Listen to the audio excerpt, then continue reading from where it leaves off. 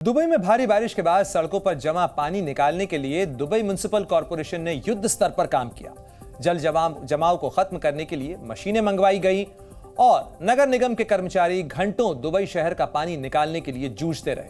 Dubai में बारिश होती है तो फरवरी और मार्च के महीनों में होती है और 17 नवंबर को कुछ घंटों में जितनी बारिश हुई उतनी तो दुबई में एक सीजन में नहीं होती।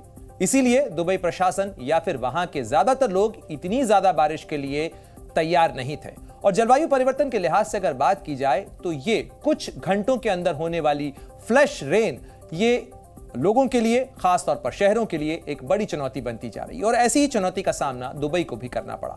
दुबई में 1200 किलोमीटर लंबा सीवरेज पाइपलाइन नेटवर्क है और इसके साथ ही 56 सब पंपिंग स्टेशन और 10 मेन पंपिंग स्टेशन है। दुबई में 2 सीवरेज ट्रीटमेंट प्लांट भी हैं, लेकिन दुबई के लिए सीवरेज पाइपलाइन या ये नेटवर्क नाकाफी रहा। इसीलिए अब दुबई प्रशासन ने सीवरेज पाइपलाइन नेटवर्क को बढ़ाने के लिए 100-200 करोड़ नहीं बल्कि 18 लाख करोड़ रुपए मंजूर किए हैं और इसके जरिए अगले 100 साल के हिसाब से दुबई शहर के सीवरेज सिस्टम को बनाया जाएगा। इसका मतलब है कि दुबई शहर का एक सीवर पाइपलाइन नेटवर्क भारी बारिश को झेलने के लिए नहीं बना था। तभी तो दुबई का स्थानीय प्रशासन इसे नए सिरे से बनाने की अब तैयारी कर रहा है। साल दर साल बढ़ने वाली गर्मी की वजह से दुनिया भर में मौत का आंकड़ा बढ़ता जा रहा है।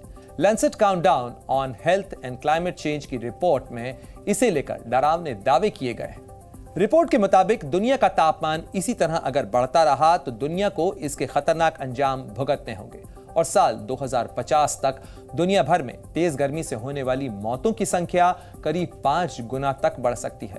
रिपोर्ट में कहा गया है कि 2022 के दौरान लोगों को 86 दिनों तक खतरनाक गर्मी का सामना करना पड़ेगा और इनमें गर्मी की 60% घटनाएं ऐसी थीं जिनके लिए इंसान की गतिविधियां जिम्मेदार थी।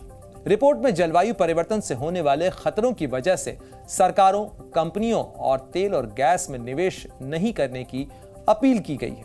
बताया गया है कि जलवायु परिवर्तन के असर से भारत भी अछूता नहीं है और 2018 से 2022 तक गर्मियों का औसत तापमान 0.5 डिग्री बढ़ चुका है।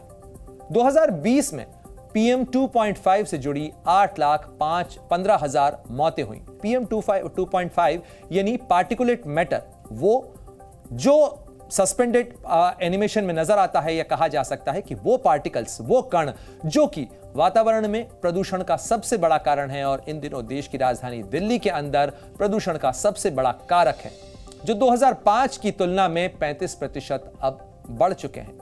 मतलब मौसम चाहे गर्मी का हो या बारिश का या फिर सर्दी का, किसी भी चीज की अधिकता खतरनाक होती है। ऐसे में जलवायु में हो रहे तेज बदलाव का नकारात्मक असर इंसानों पर तो होगा ही। दुनिया में सबसे अमीर आदमी